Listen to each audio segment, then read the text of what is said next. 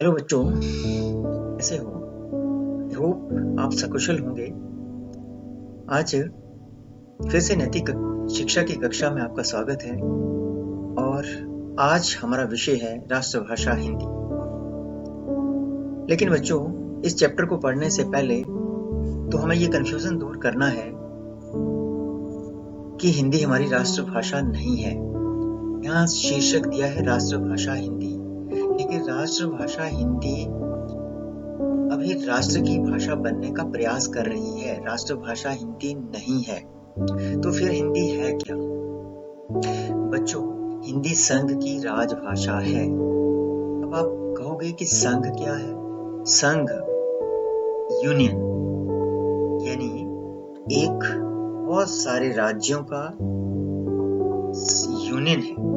यानी भारत में बहुत सारे राज्य हैं, उसका एक राष्ट्र बना है, वो संघ बना है, उसे हम संघ कहते हैं। तो वह संघ की राजभाषा है। राजभाषा इसलिए कह रहा हूं राष्ट्रभाषा नहीं, क्योंकि अगर राष्ट्रभाषा होती तो पूरे भारतवर्ष में जितना भी सरकारी कामकाज है राष्ट्रभाषा में होता, हिंदी में होता। लेकिन ऐसा नहीं है, क्योंकि आप देख रहे हो पंजाब में जितने भी सरकारी काम है पंजाबी में होते हैं। साउथ में चले जाओ, तमिल में होते हैं, मलयालम में होते हैं, कन्नड़ में होते हैं, तेलुगु में होते हैं, उड़िया में होते हैं। उन स्टेट्स की जो राज्य की भाषाएं उनमें होते हैं। अगर हिंदी राष्ट्रभाषा होती तो उनके कामकाज भी हिंदी में होते। तो ऐसा नहीं है। इसलिए बच्चों, फ्यूचर में आपको ये बात याद रखनी है कि हिंदी राष्ट्रभाषा नहीं है। फिर आपसे कोई पूछे तो हिंदी है क्या, तो आप ये बताएंगे कि हिंदी संघ की राजभाषा है, क्योंकि हिंदी केवल कुछ राज्यों के द्वारा भारत में अपने सरकारी कामकाज की भाषा बनाई गई है। इसलिए फ्यूचर में आपने ये बात याद रखनी है, क्योंकि आप पढ़े लिखे हो, आपको ये याद रखना है कि हिंदी हमारी राष्ट्रभाषा नहीं है।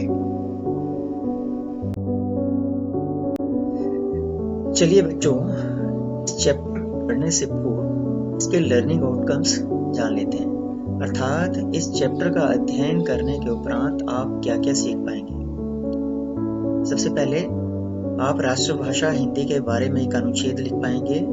कहने का भाव यह है कि राष्ट्रभाषा क्या होती है और राष्ट्रभाषा हिंदी क्यों नहीं है, और राष्ट्रभाषा हिंदी बनने के रास्ते में कौन कौन सी बाधाएं हैं उनके बारे में आप एक अनुच्छेद लिख पाएंगे। दूसरा, राष्ट्रभाषा और राजभाषा में क्या अंतर है, ये तुलना भी कर सकेंगे।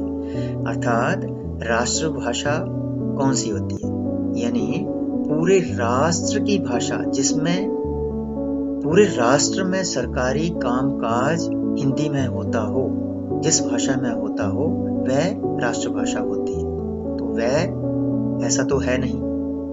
अब राजभाषा क्या है? राजभाषा, भारत में बहुत सारे राज्य हैं, जिनमें कुछ ऐसे राज्य हैं उन्होंने अपने सरकारी कामकाज को हिंदी को अपनाया है, इसलिए वह वहां की राजभाषा है, ना कि राष्ट्रभाषा।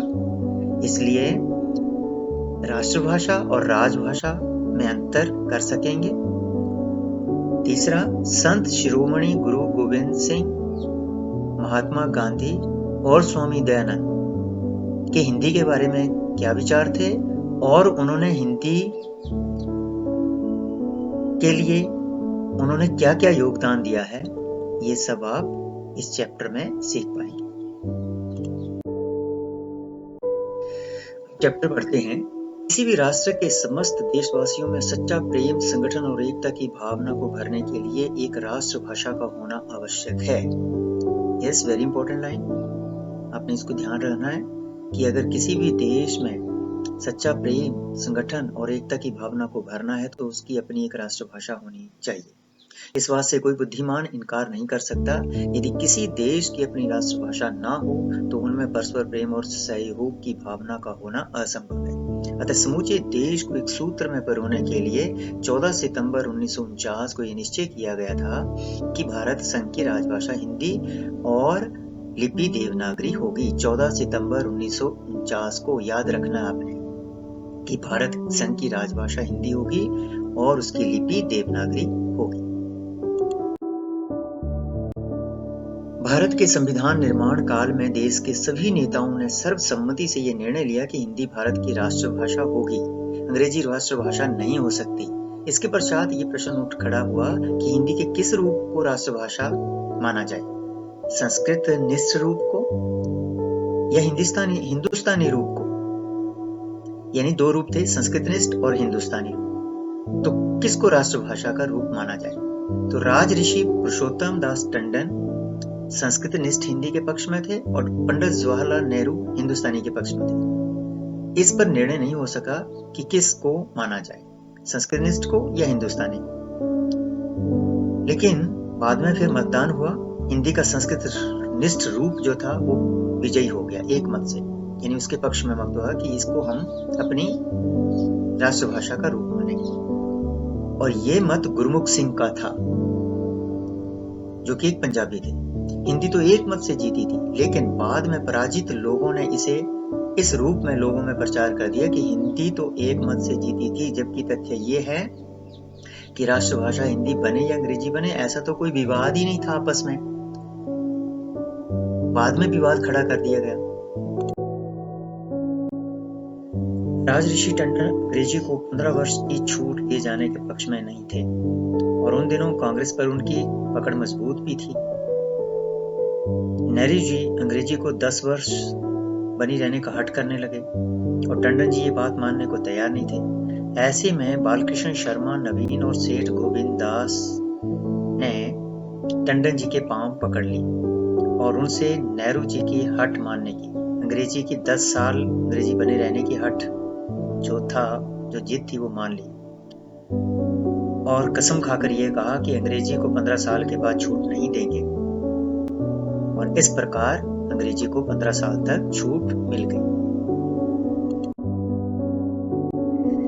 15 साल 1965 में होने थे, किंतु भारत का दुर्भाग्य यह है कि इससे पहले ही राजऋषि टंडन और बालकृष्ण शर्मा की मृत्यु हो गई और अकेले सेठ गोविंददास जी बच गए।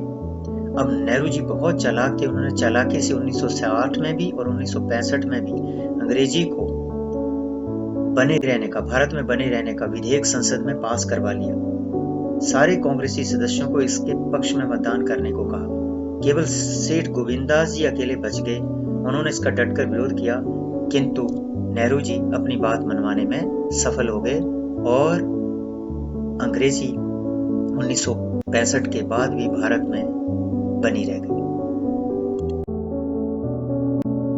वास्तव में हिंदी सारे भारत की एकता और अखंडता की प्रतीक है। हिंदी सारे भारत देश के लिए संपर्क भाषा का काम करती है। अब बच्चों, आप सोच रहे होंगे कि संपर्क भाषा क्या है। संपर्क भाषा का अर्थ है कि जिस प्रकार कोई उत्तर भारत का व्यक्ति दक्षिण भारत में जाता है तो उसे वहाँ की भाषाएं नहीं आती हैं, जैसे तमिल, तेलुगु, कन्नड़, मलयालम, उड़िया आदि भाषाएं नहीं आती हैं, लेकिन वह वहाँ पर जाकर अपनी हिंदी में काम चला लेता है और वहाँ के लोग भी थोड़ी बहुत टूटी फूटी हिंदी बोलकर काम चला लेते हैं। तो दोनों के लिए हिंदी संपर्क भाषा का काम करती है। संत सिपाही दशमेश गुरु गोविंद दास सारे देश में एकता और स्वतंत्रता, अखंडता का सपना संजोए हुए थे और इसी बात को पूरा करने के लिए वे शिवाजी के पुत्र संभाजी से मिलने के लिए दक्षिण में गए थे। गुरुजी ने अपने जो खालसा पंथ में जितने भी अनुयायी थे उनको भी जय घोष दिया, वह भी हिंदी में ही था, जो आज भी भारत में हिंदी में ही लगाया जाता है। वाहेगुरु जी का खालसा, वाहेगुरु जी की फतेह। आपको याद होगा मैंने ऊपर लर्निंग आउटकम बताया था कि दशमेश जी का गुरु गोविंद दास जी का हिंदी के बारे में क्या योगदान है। गुरु जी का 10वां ग्रंथ भी जफरनामा को छोड़कर हिंदी में ही है। महर्षि दयानंद ने गुजराती होते हुए भी हिंदी को ही अपनाया। आर्य समाज ने भी हिंदी के प्रचार प्रसार के लिए बहुत कुछ किया। अनेक समाचार पत्र पत्रिकाएं निकाली। दक्षिण भारत, फिजी, मॉरिशस और अफ्रीका आदि देशों में भी हिंदी का प्रचार किया। यानी हिंदी भारत में ही नहीं बल्कि विदेशों में भी हिंदी का प्रचार किया उन्होंने। महर्षि दयानंद जी से हिंदी में बोलने और लिखने का अनुरोध ब्रह्म समाज के नेता केशव चंद्र सेन ने किया था सबसे पहले। यानी दयानंद जी से हिंदी में बोलने का जो अनुरोध है, जो रिक्वेस्ट है, वो ब्रह्म समाज के नेता केशव चंद्र सेन ने की थी। कोलकाता से हिंदी में ही देवनागर पत्र निकलता था। तब तक दयानंद जी संस्कृत में बोलते थे और फिर बाद में वे हिंदी में बोलने लगे। हिंदी किसी एक देश की भाषा न होकर समूचे देश की भाषा है। यदि हम चाहते हैं कि समूचे राष्ट्र की भावनाएं व्यक्त हों, हमारा लोकतंत्र गूंगा ना रहे, हम दूसरे देशों के ज्ञान की जूठन को ही सब कुछ न मानते रहें, तो हिंदी को राष्ट्र भाषा बनाए बिना कोई चारा नहीं।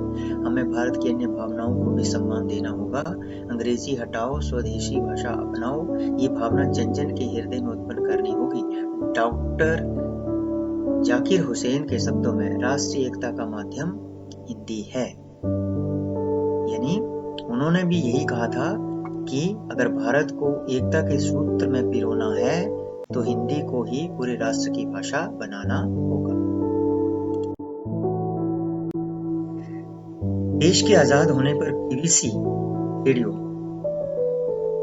वहां के लंदन के अधिकारी गांधी जी से संदेश लेने के लिए पहुंचे थे ताकि वे उसे रेडियो पर सुना सकें। लेकिन उन दिनों BBC में हिंदी में प्रसारण नहीं होता था। परिणाम ये हुआ कि गांधी जी ने अंग्रेजी में संदेश देने से मना कर दिया और उन्होंने यहाँ तक कह दिया कि दुनिया को भूल जाना चाहिए कि गांधी अंग्रेजी भी जानता है। और उन्होंने तो यहाँ तक भी कह दिया कि यदि मेरे हाथ में देश की बागडोर होती तो आज ही विदेशी भाषा में शिक्षा दिया जाना बंद कर देता और सारे अध्यापकों को स्वदेशी भाषाएं अपनाने को मजबूर कर देता। जो आनाकानी करते उन्हें बर्खास्त कर देता। मैं पाठ्य पुस्तकों के तैयार किए जाने का इंतजार भी ना करता।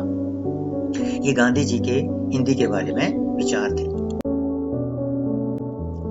विद्वत शिरोमणि डॉक्टर रघुवीर की मान्यता थी कि जब तक भारत में अंग्रेजी का प्रयोग होगा तब तक भारतीय जनता और भाषाएं एक दूसरे के समीप नहीं आ सकेंगी। लोक प्रकाश नारायण ने कहा था कि मेरा यह सुनिश्चित मत है कि विदेशी भाषा के अनिवार्य रहते हमारे शिक्षार्थियों में राष्ट्रीय स्वाभिमान का विकास नहीं हो सकता। यानी डॉक्टर रघुवीर जो कि बहुत ही विद्वान थे, उन्होंने भी यही कहा कि जब तक भारतवर्ष में अंग्रेजी का प्रयोग होता रहेगा तब तक हमारे देश में राष्ट्रीय एकता या राष्ट्रीय स्वाभिमान की भावना जागृत नहीं होगी।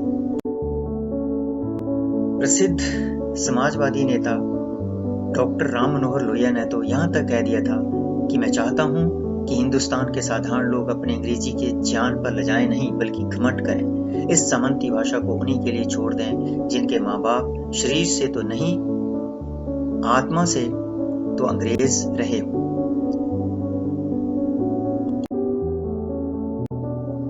आज कहने को तो हिंदी भारत की राष्ट्रभाषा है, किंतु उसे वह स्थान नहीं मिल पा रहा जिसकी वह अधिकारिणी है। हिंदी भारतीयों की भावात्मक अभिव्यक्ति का एकमात्र माध्यम है। इसके अभाव में भारतीयता की अभिव्यक्ति हो ही नहीं सकती। यह भारत की आत्मा है। कहने का भाव यह है कि हिंदी भारतीयों की आत्मा का प्रतीक है, एकता और अखंडता का प्रतीक है। अगर हम अपने देश को आगे बढ़ाना चाहते हैं तो हमें हिंदी को भारत की राष्ट्रभाषा बनाना होगा। आई थिंक आपको ये चैप्टर बच्चों अच्छे से समझ आ गया होगा। बच्चों याद करिए, ये चैप्टर पढ़ने से पूर्व मैंने आपको इसके लर्निंग आउटकम्स बताए थे, अर्थात आप इस चैप्टर का अध्ययन करने के उपरांत क्या सीख पाए। आप राष्ट्रभाषा हिंदी के बारे में अनुच्छेद लिख पाए, राष्ट्रभाषा और राजभाषा क्या होती है उसका अंतर करने में सक्षम हैं। संत शिरोमणि गुरु गोविंद सिंह, महात्मा गांधी और स्वामी दयानंद के हिंदी के बारे में क्या विचार थे, उनका क्या योगदान है, क्या उनके बारे में आप जान पाए? यदि नहीं तो आपको ये वीडियो पुनः देखना। बच्चों आशा है आपने चैप्टर अच्छे से समझ लिया होगा। धन्यवाद।